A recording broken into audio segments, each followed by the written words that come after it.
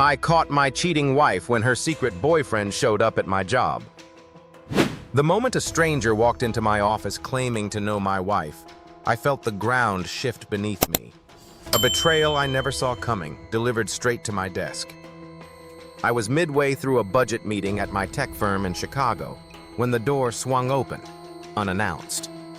A man in a sharp suit, mid-30s with a confident stride, stepped in, his eyes scanning the room before landing on me. "You must be Daniel," he said, his voice smooth but edged with something I couldn't place. "I'm Lucas. I've been seeing your wife, Sarah." The room went silent, my colleagues' stares burning into me as my mind reeled.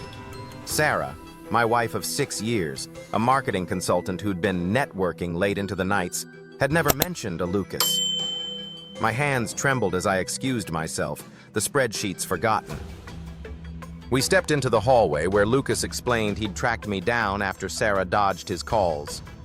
He worked in rival advertising, and their collaboration had turned personal months ago. Dinners, late-night strategy sessions, and a weekend in Milwaukee she'd claimed was a work retreat. He didn't know she was married until recently, he said, pulling out his phone to show texts where she'd called him her future. I felt sick, the sting of her lies mixing with the surreal shock of meeting him here, in my sanctuary. I confronted Sarah that evening at home, her laptop open to a project she swore was the reason for her absences. I showed her the texts Lucas sent me after our talk, proof she couldn't spin. She broke down, admitting the affair, her tears a mix of guilt and defiance. She'd felt trapped in our routine, she said, and Lucas offered excitement. I packed a bag that night, crashing at a friend's place, my mind a storm of hurt and anger.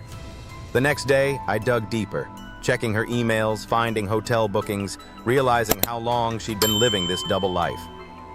Work became my refuge, but the whispers followed.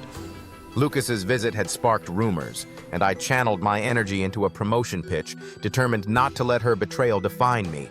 Weeks later, I won the role, a small victory amid the chaos. Sarah reached out, pleading for a chance to explain, but I wasn't ready. Instead, I focused on rebuilding, hitting the gym, reconnecting with old friends, finding strength in my independence.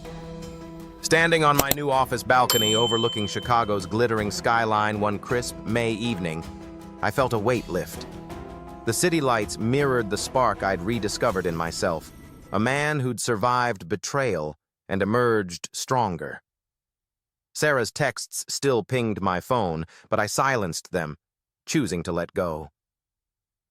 That night, as the stars peeked through the urban haze, I raised a glass to my reflection, not to her, but to the life I was crafting alone, a testament that even the deepest wounds can pave the way to a brighter dawn.